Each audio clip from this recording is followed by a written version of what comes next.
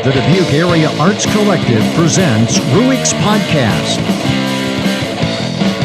Hello, everyone. Welcome to the Ruix Podcast. We're on episode number 6 now. My name is John Jeagle. Eventually, we're going to probably have to stop referring to these episodes by their episode number because it might get confusing after a while. I might start to forget. I guess it all depends on how many of these we do. Hopefully, we can continue doing them. But I guess that all depends on you guys. But that's neither here nor there. Not a whole lot has changed since the last episode because I am taping this basically right on the heels of the last episode, the Jason Benson episode. We still got September 27th coming up. That is going to be Music Series 6. It's going to be a metal show again. And that's going to feature Sept of Memnon and National Hero right out of the Quad Cities, and I Like You Go Home and Mutilated by Zombies from right here in Dubuque. And that is a metal show on Sunday night, so get ready for that. Also, we have the salon closing coming up still, as many of you probably already know because I've been talking about it here on the show and in the Tumblr, that we had the salon opening reception just a couple weeks ago, and that show is actually going to continue to hang through September and into early October to coincide with the Fall into Art tour, and the closing reception will be on the October 2nd. And that'll actually double as Music Series 7, and it'll feature the Multiple Cat from the Quad Cities and Dylan Sires and the Neighbors out of Waterloo. We also have Music Series 8 now in the works, and that's going to be on October 16th, and it will feature another Quad Cities band, Gosh, along with a repeat performance by Arc Numbers from Dubuque, and Venereal Crush alumni Sean Healy's new project, The Deep Light, sort of from Dubuque by way of Wisconsin. So anyway, we got a few shows coming up. Also, we got another art show coming up upstairs in the DAAC gallery. That's going to be on November 28th, and it's called the Dark Slide Skateboard Show. This will involve a bunch of various artists designing their own skateboard decks and putting them on display upstairs in our space. It'll have, some live music featured too, but that's to be determined. But it's at least something to start looking forward to anyway. So yeah, no reason to be bored with the events that DAAC has coming up for you. Today on the show, I'm going to sit down and talk to Casey Olinger from Dubuque, a.k.a. Case the Joint. Now, Case is a local hip-hop Lothario, and what I mean by that is it's very rare that you'll come across a hip-hop show that's planned in Dubuque that he didn't have a hand in some way, be it performing or, helping set it up. And he's also just always been a workhorse in, self-promotion and getting his name out there and helping other, local hip-hop artists get their name out there. And I wanted to talk to him about that and, kind of get a history on him, basically. So let's go to that chat now.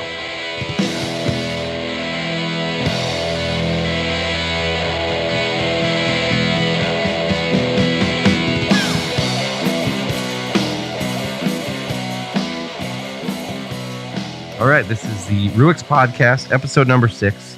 My name is John Jeagle, and with me is Casey Olinger, a.k.a. Case the Joint. Hey. How you doing, buddy? Real good. Thanks for being here. Thanks for having me. We are doing this for a second time because we just lost an entire interview. It was really good, too. You it guys was so good. So sad about it, but we won't fake it. It'll be real. No, that's okay. Now we know what we're going to say this time. Still going? Okay. So, Case, you are, for better or worse, the go-to hip-hop juggernaut in this town. Well, thank you. Yeah, I do mean it as a compliment, but I'm just stating it as fact because very rarely will there be a hip-hop show that you're not involved in. Now, you've been doing it a long time. Do you think that it's it's a testament to the amount of material that you have, or the lack, or at least shortage of people working in that particular genre, or what do you have to say about that? Yeah, it's some of that, and it's also embracing the community. I think reaching out when there's opportunities, and a lot of people like to walk this straight rap line, and you have to deviate from that, especially in Dubuque. Yeah. It's not Chicago. It's not Milwaukee. You can't just be rappers rapping. And once you reach out in the community and, deviate from your own little path and do some poetry, do some rock, and come out of your little box, then more stuff happens, I think. Right. More attainable. It's a versatile scene. Yeah. For sure. Okay. Yeah, I think that makes sense. And also, I mean, like, just for the sheer amount of years you've been doing it, I think a lot of the people that are starting to do it now, or maybe within the last few years, just kind of look up to you and kind of want you there anyway.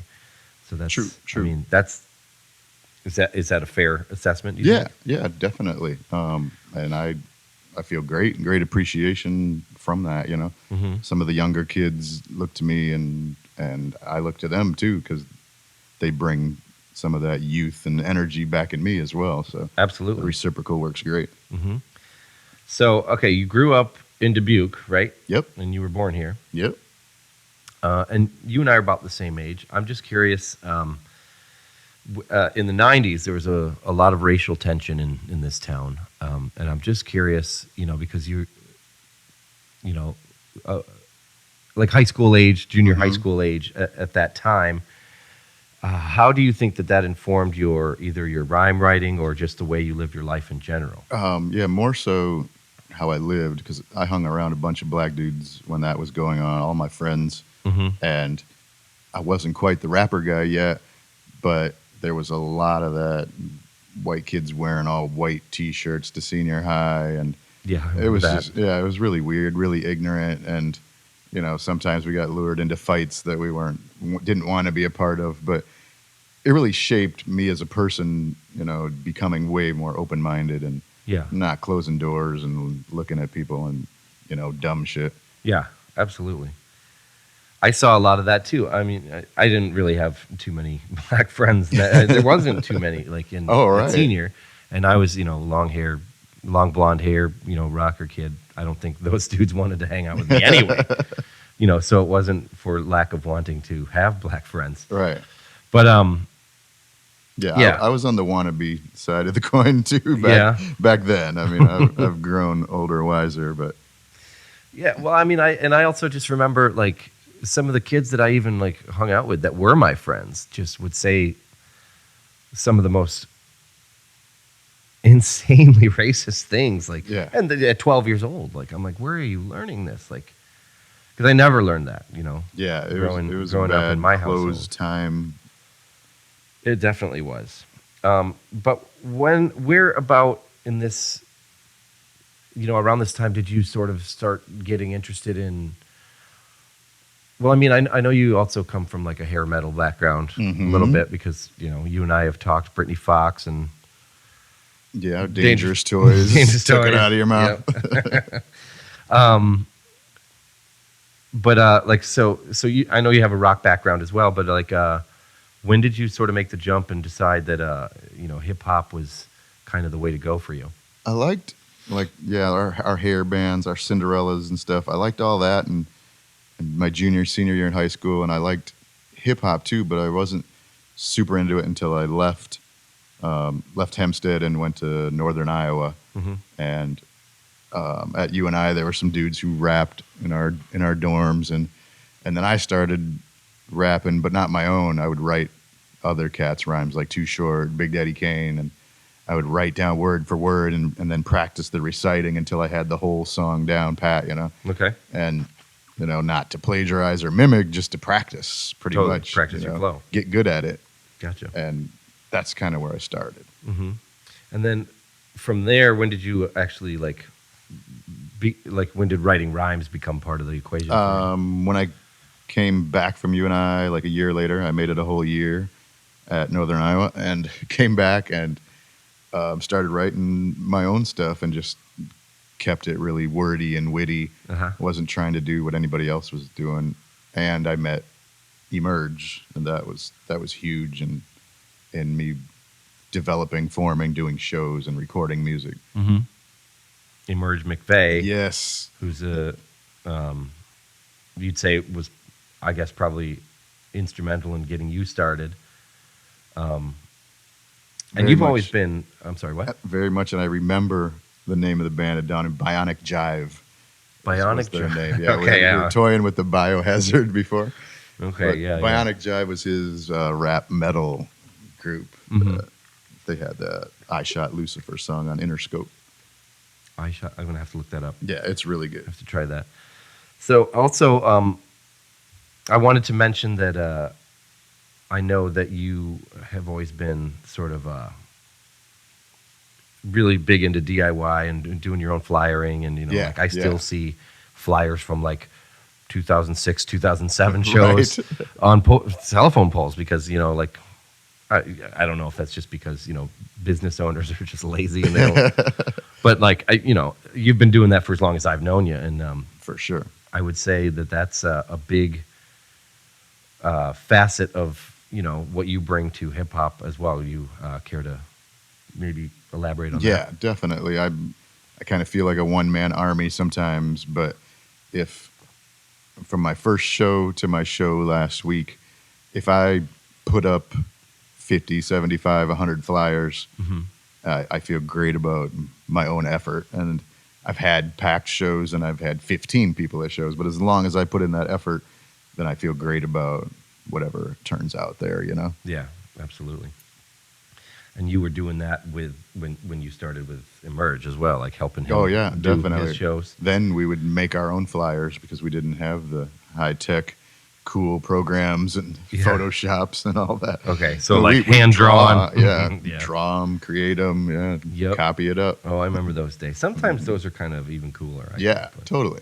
What other influences would you say besides Emerge and like influences, be it like other dudes that you sort of came up with, or just hip hop groups that you love in general that like helped you get started, or even non hip hop? What sort of influenced your sound and your style? Definitely the heavy hitters for me were Public Enemy. Public Enemy, Third Base. I loved Public Enemy. I had like every poster that they ever made from 89, 91 to 94, Welcome to the Terror Dome and Brother's Gonna Work It Out. I love that Chuck D just hit home with hard, passionate, political rhymes and like masked it and got it through all the channels because Flav's next to him being a crazy clown, Totally, yeah. Like, look at me, while this guy over here like mentally just bombards you. Yeah, absolutely. And I just thought with that being a fan of theirs, then when Third Base came out, I was like, oh, white guys can do this too. I was like, I'm gonna be kick ass at this. Yeah, Third Base, man. I haven't thought about them in a while, but I still listen to Third Base all the time. And you're a big EPMD fan too, right? Oh, yes. Yeah. Eric and Parrish making dollars. Yeah. Old school hip hop and hair metal. That's that's where it's a great at. combo. Yeah, man. Let's see. And you've been performing basically in Dubuque for a long time. A lot of, we were talking about earlier before the show that, a couple of weeks ago you played with a friend of Dubuque. I guess I would call him Schaefer. Oh, yeah. Mark Schaefer, a.k.a. Schaefer the Dark Lord. Yeah, you guys STD. have played. Yep, STD. You guys have played quite a few shows together, and same with Cool Z, who was there that day too. It was great to have that come back around full circle. I think maybe 01, 02, we did them all ages shows at the Busted Lift. Yep. And Sundays. They're like Sundays at 5. Usually or Sunday 6. nights, Yeah. I worked the door occasionally and played them, but... Yeah, get it in before 9 o'clock, But yeah, started with them and just did a show with them 2 weeks ago, and it was still packed, So that's pretty awesome. Yeah, totally. I honestly, I was talking to Mark that night, and he was... I was like, dude, it's been a long time. He's like, oh, I was just here a couple years ago for Case's birthday. I'm like, you mean Case's birthday 8 years Yeah, ago? the birthday show with Old Panther that Yeah. hasn't been a band for exactly. a long. I've gone through 4 bands since then. Mm-hmm. He's like, yeah, I guess it has been a minute. But, and like same with Coolsey, really. I mean, like he just lives over in Iowa City, and I never see him anymore. Yeah, he's definitely made his mark touring. Mm-hmm. Made his mark, no pun intended, Schaefer. Yeah, he's in Oakland, right? Or is he in New York now? Schaefer is in New York. Okay, yeah. He's in like Augusta, Alberta, something like that. Cool Z's from Fairfield. Schaefer's from Iowa too, but been in New York for a long, long time now. Yeah, okay. I guess I kind of knew that. I thought he was an Oakland guy for some reason, but must be thinking of somebody else. I think Cool Z might have some LA ties out there. He's in Cali a lot. Yeah, maybe that's what I was thinking. But they're Iowa boys. Yep, that's true. And then I don't know. Maybe Zach Coolsey has been here more recently, but I don't know. It seems like I haven't seen him since. Was he at that birthday show? No. No. I had him perfect. Schaefer and Old Panther. That's what I thought. You guys, yeah. So I probably hadn't seen him. That was a good 7 years ago, I think. At least it had to have been. But then I probably hadn't seen Zach since not quite as far back as the Sucka MC days, but probably 03, 04. Yeah. Somewhere like that. Maybe 05. A nice long 10 years, right? Yeah. Around the time he wrote Storm Dogs. Oh, yeah. Because I'm not sure he'll listen to this, but I remember when like he had just written it. He's like, me and Jeff Hoffman, who worked at, he didn't work at the bar at the time, but now he works at the Lift. We both went out to Coolsey's van, I remember, and I don't know what made me think of this, but he's like, here, I got some lyrics. And I think he just wanted to smoke weed, and I don't. But Jeff, obviously wanted to partake. So we went out there, and he's like reading out these lyrics to Storm Dogs. And I remember it being really awesome. But anyway, yeah, that was the last time I saw those guys. But besides that, I mean, like, what else do you have going on performance-wise these days? Me and DJ Jevity have kind of joined forces.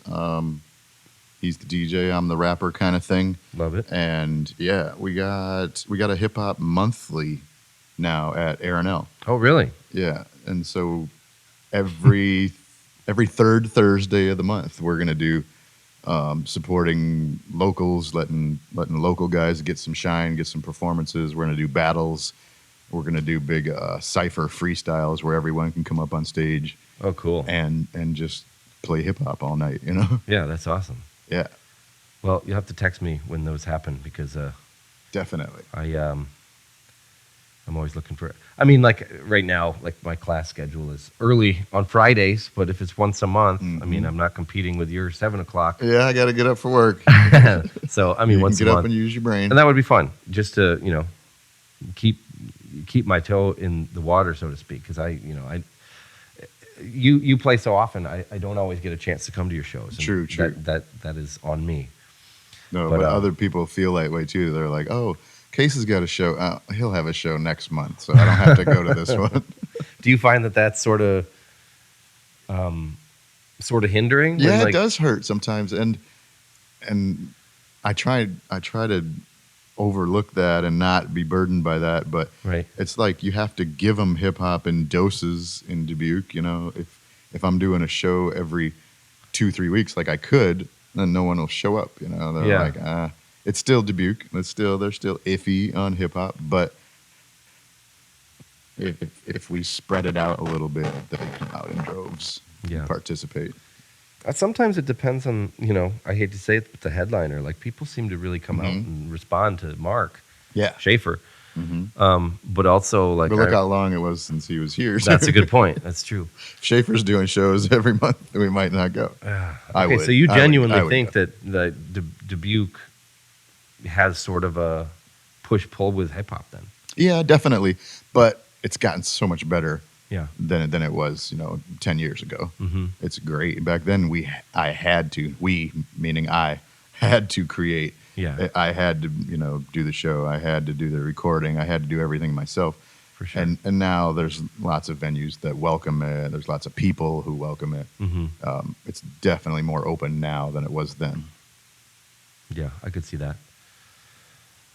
Yeah, and like I said, sometimes, like I remember the last time Carnage came, that was packed, and that was the first time I ever saw that D-Bros. And you said he's doing some pretty good things, right? Yeah, D-Bros that's my little guy, my little protege. He's so energetic. He's one of few who put in the work. Yeah, and he will tack flyers, tape flyers, make flyers, come over, have meetings. Yeah, meetings, hip hop meetings. Tell me about those. Yeah, I'm so OCD and organized, and I don't put anything on my computer. It has to be in my notebook. And it's an outline. We're gonna go over this. Jevity knows all about this. We meet every Thursday now since we started our hip hop monthly. Yeah. But we meet up and go over things, practice if we got to practice, and just make sure we're all on the same page and what our duties are. That's not a bad idea. Definitely. I mean, I'm working off note cards here right. for the podcast, but it helps me to write things down. Yeah, that's probably what it is. For sure. So anybody else in town that young upstarts that are kind of making a name for themselves that you want to shout? Devo's a good one. Who's that? Devo, Saunders' kid. Okay. He's got a crew called Rich Mob. They're very energetic, and he promotes really well, promotes himself well. There's a couple crews. The kid from Platteville, Young Phantom, he kind of reminds me of a younger Schaefer the Dark Lord. He's got quirky, real good lyricism.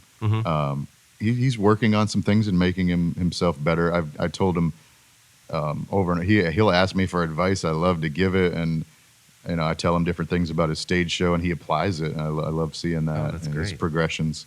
Yeah, Young Phantom is good shit for sure. Okay, Young Phantom out of Platteville. Mm-hmm. Devo, D-E-V, kind of like Devo, like the old pots on your head, Devo Whippet guys. Yeah. Spelled just like that, but he's Devo, yeah. He's Devo, okay. Yeah. Well, cool.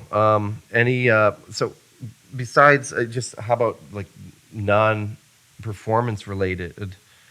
Well, actually, no, not. I don't want to go there yet. I did want to ask. Did you like when you were like younger? Do you think that you always had the performance bug? Like you always wanted to do something like that? I think so. I think so because I wasn't in speech class at Hempstead. I wasn't nervous when everyone else was like shaking in their boots because they had to give a speech on something. Oh man, I was always the nervous one. Yeah, I could just stand up there and rattle it off as long as it was something that I was confident. I'd write a speech about sports journalism or the Cincinnati Reds beating the A's in the World Series or something, Right. But I'd make eye contact. I had a few notes and so I think gestures. Yeah, home run. Yeah, I think I always had a little performance knack. I thought I was going to be a sports writer or a sports scout or something, because I was a sports nut like my son.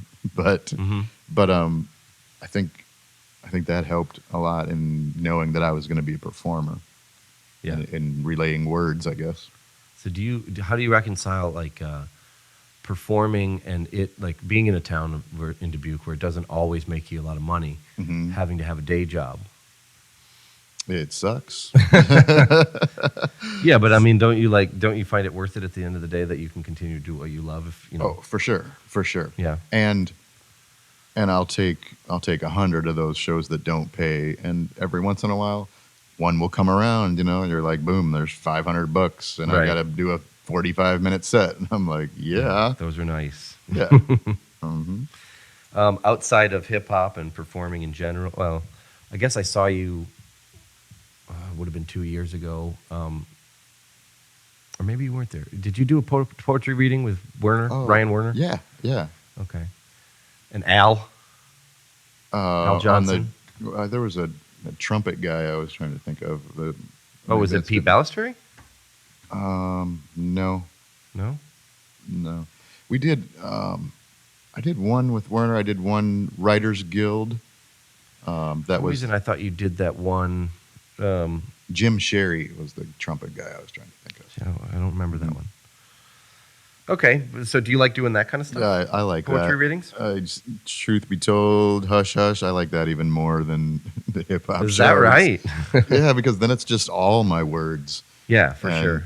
And I can slow it down, speed it up, yell, pose, jump up and down, and not and I get the audience that I want that's forced to listen. You know, like if a hip hop beat's banging in your ear and you miss a metaphor, I'm like, oh man, that was good. You missed that? Like, Yeah. But you ain't missing it if it's just me and my words, you know. That's true. That's a good point. I'm pretty articulate, so I'm not going to slur anything or drag it out. Yeah. Well, no argument here. I think you're pretty articulate as well. Yay. All that aside, how's your home life? How's the fam? It's great. Yeah. We were talking a little bit earlier. Lyrics 18 moved out of the house now. That's going to be scary. Yeah, it is real scary. I'm real nervous and indifferent about it. She can come home any day now. Okay, Lyric? But Heard your father. Right. But she's got an apartment with her best friend since they were in elementary school, and she'll be all right, but her room's going to stay the same for when she comes back. But yeah, it's different from the dad perspective. Like, for sure. My baby left home. She graduated from high school. Yeah. What? No. But Kobe's still there. We're good. He's only a sophomore, so he'll be there a couple of years, yeah. Yeah, definitely. He'll be there until he's 39. Step brothers. And then your girlfriend, you've been with her a couple of years now, right? Yep. Heidi, is it? Yep. Okay. Yeah. Heidi's all good. Yeah. She's a good backbone. Are you guys living together? Or? No, not yet. We'll Okay. get there someday. Didn't mean to put you on the spot. Don't listen. Turn the radio off. You'll just like quick turn it down or start a conversation with her during this part. What about tours? Like, do you ever get the bug to like tour outside of the U.S. or not the U.S. but fine, the U.S. either. Anywhere I could go would be great. We do so much. Cedar Rapids, Iowa City, Des Moines, and everything we can get in our car to in an hour or two, you know? Yeah. And I'd love to tour, but we're back to the family thing. Exactly. I'm dad before I'm any of this, you know? Yeah, Capital absolutely. DAD. And yeah, they need me. So maybe in making the lunch 2-3 years when Kobe's done with senior high, maybe I'll still have a tour in me if I'm not too old. Right. Well, how about just right around Iowa? Like, what are some of your favorite? Do you have a favorite venue to perform in? Yeah. Iowa City, the Picador. Oh, not the Picador. That was its name for like a year maybe, but Gabe's for sure. Gabe's, yep. Yeah, Gabe's That's a great Oasis. place. It's still an institution. It might be the pickle store. I almost called it the pickle store. Nickelodeon. Picador again, for all I know. I mean, it changed. It was Gabe's and then Picador and then the Gabe's again and then Gabe's featuring. I don't know. Yeah, I love that spot, man. It is a great venue. They have the upstairs and downstairs shows. Just I don't know the people. You always get a crazy, wild, diverse audience there. You know, you'll have brothers from the streets there. You have artsy fartsy chicks there. It's awesome. Just a great place. Yeah, and I love their stage and sound. It's all perfect. How about that trough? Right, yeah, right. The good smell from the trough in the men's maybe room. the foulest bathroom in the whole United States. That's true. I don't know, but that's true. I know, but I remember the artsy fartsy girls most when I lived there. I lived there about 6 years, and the one thing I miss the most is the girls. Who do you when you go down to Iowa City? Who do you play with down there? Besides, probably Coolsey a lot. Yeah, I played with Coolsey there. A lot of Imperfect, obviously. He's Cedar Rapids, but hop, skip, and a jump from Iowa City. So we do Imperfect. Some up and coming guys, Iowa City area, Authenticates. They're a 3-man crew, just devastating. They're killing things. They're like Beastie Boys with knowledge, you know, like really good beats. They're awesome. So we do some stuff with Authenticates. The Des Moines kids too are making noise, and they'll bounce back and forth to Iowa City, and had them in Dubuque too, like Gadima and Daggers, Dope Click, Pretty Girl Hate Machine is another awesome one out of Des Moines. Yeah, Des Moines, where it's at. Like lately, they got a lot of music in general, but it sounds Yeah. like hip hop too. Yeah. I didn't know about that. Yeah, really good stuff. Authenticates too. I'm gonna have to remember that. That sounds up my alley. It is. I know your alley. All right. Well, speaking of performing, do you feel like doing a freestyle or like a rap that you wrote something for me? Yeah. I got a new verse I've been working on, so I can kind of practice it here as well. That'd be great. It's one I wrote. It inspired me was Imperfect had a little. Cedar Rapids had like a little diss going on amongst rappers. It was all friendly. Okay. It wasn't like they were mad or going to fight or anything like that, but just had friendly competition. And I heard Imperfect's diss song to this one guy, and I was like, that is awesome, and I'm going to start writing again. And I wanted to do a Dubuque diss too. I still will. I'm going to keep it friendly, but I'm going to let the youngsters know who's still the king of the crop. Absolutely. But yeah, I got this one. It's like, speak now or forever hold your leash. Rappers are appetizers, cases a fargan feast. A barking beast, trapped in a farming fleet. Got beat by the police, but made off with an army fleece. Ceasefire, ceasefire. Now why would I do that? I'd rather master tracks, laughing fat bastard raps. Get in my belly, don't sell me no Nelly, just melly mel. Ain't got no telly, hate sellies, don't tell me, you're really real. I'm limey bitters, rhyme spitter, I'll follow you on Quitter.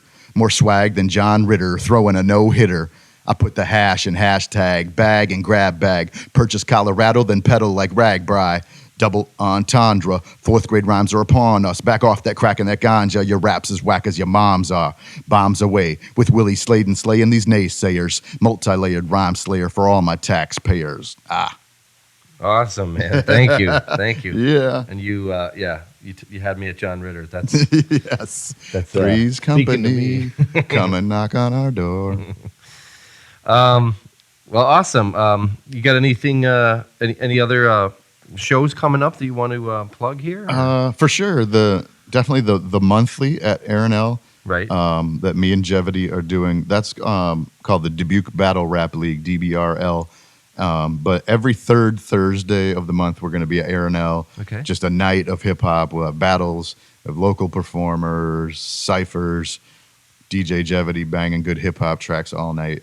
And if the reception is good, we got it. We got a spot every month there. So Awesome. that's awesome. Yeah, definitely. It's a feel good. That first one's when? September 24th, about 2 weeks. Okay. At Arenell. One I'd love to plug is an all ages show I have coming up at that new spot, Smokestack. Yeah. Okay. New venue in town. What is it? 7th and something. 7th in Washington, maybe? Does that sound right? Or? 7th in Iowa. It's kind of Iowa, by the yeah. courthouse-ish. Yeah, it's over in the Millwork district. Yeah, the Millwork, pretty... those brick roads. But it's a giant smokestack right in front of it. You can't miss that. Yeah, it's aptly named. Yeah, and it's awesome inside. Outside, it looks like a warehouse. Inside, fully revamped, awesome people. Cool. But they're willing to give us an all-ages show, which helps my kids can quit asking, when can we come to shows? Absolutely. And their friends can bring their friends and their friends. That's October 10th, Saturday, October 10, 7 to 9 p.m. Okay. Because kiddies got to be out by 9 p.m. Okay. But yeah, 7 o'clock, and that's going to be awesome, all ages. That's me, Jeopardy, and Imperfect. Okay. And what's your website these days? Where can we find some? It is MikeHandRecordings.com. That's the independent label that Imperfect runs, that I'm on, and all of my music comes out of. It's www.MikeHandRecordings.com. M-I-C hand, Mike Hand Recordings. All of my music's on there. Like free streaming or to download? Or? Yeah, it's all for free download. Oh, really? Yeah. Okay. You could obviously purchase my physical CDs here, CDs for Change, Moondog, and that stuff. But the download's free, all the stuff. There's Fighting Saints songs on there. Awesome. Yeah, I got to hear that one. Yeah. Yeah, that's all on Mike Hand. Everyone on Mike Hand Imperfect has a slew of us too. Opt Rhyme is on there. Fooch, and his group are on there. Ryan Nixon, he's the one who won the battle I hosted at Arenal last year, October. Oh, yeah, I remember that. Yeah, Ryan Nixon has awesome music on there. Yeah, there's a bunch of good shit on there for sure. Awesome. Well, thanks, Case. Thanks for coming down. Do you have anything else to add? What about your thoughts on the Dubuque music scene, nowadays music and art scene versus the way it was, let's say, when you and I were in school? Right. It's so much better now, I think. I mean, Yeah. It's just me, but not just for hip hop. There's like so many venues now that embrace locals and not just cover bands. Back then, we had to work so hard we probably had to pay to rent a venue. You know, you can play out the National Guard, if you got $300 to rent the spot. But now there's venues reaching out to us. Part of that is, duration, longevity, putting in work, but still it's changed so much. There's artsy fartsy venues, there's rock venues, there's places that accept hip hop, and it's so much better now. And I exclamation point that when I go to Cedar Rapids and see some of Imperfect's struggles to get a spot, and like places don't want to take a chance on hip hop, or a venue closed and a new one didn't open where that door shut, Well, that sucks. Yeah, and Imperfect will be, get frustrated sometimes. Like, I professionally emailed this venue and they didn't even get back to me. They don't want to do hip hop, and here, I don't know, people embrace me, embrace hip hop, probably because I give it right back.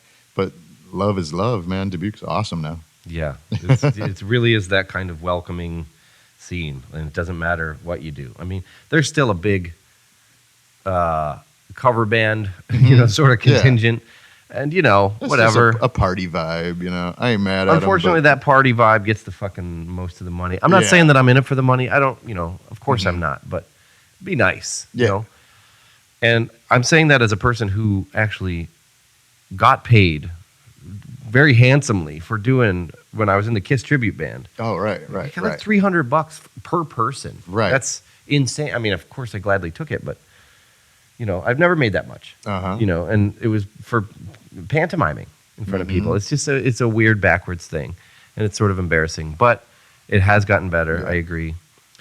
I won't be coming out with a Beastie Boys tribute album anytime No. soon. Yeah, but it's a good idea. Yeah, there's doing a couple of covers or whatever in your set, and there's just doing covers. And I don't know. That's just, I can't wrap my brain around why people want to go to that over rather than hear the original creative pouring pouring your soul out, guys. Yeah, absolutely. But that's for another show. Right. All right. Thanks, Case. It's good to see you. Yes, indeed. You are welcome, and thank you.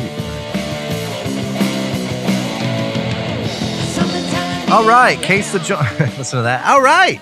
Sound like Paul Stanley there for a second. Case the Joint. I was really appreciative that he was able to make it down here. Learned some stuff about him, too. That was a good conversation. Glad he was able to make it here. So again, mikehandrecordings.com. That's where you can stream any of his music currently online for free. MICHAND recordings.com. And he's got CDs floating all around town, too, at the record stores. Most notably, CDs for Change, 3305 Asbury Road. Wanted to put one more plug in for my workplace. Also, keep in mind that Case is going to co-host Hip Hop Night down at Arenal on the last Thursday of the month with another local MC. So those are things to look forward to from Case. Thank you once again for tuning in and being here. Don't forget music series 6, 7, and 8 coming up on September 27th, October 2nd, and October 16th, respectively.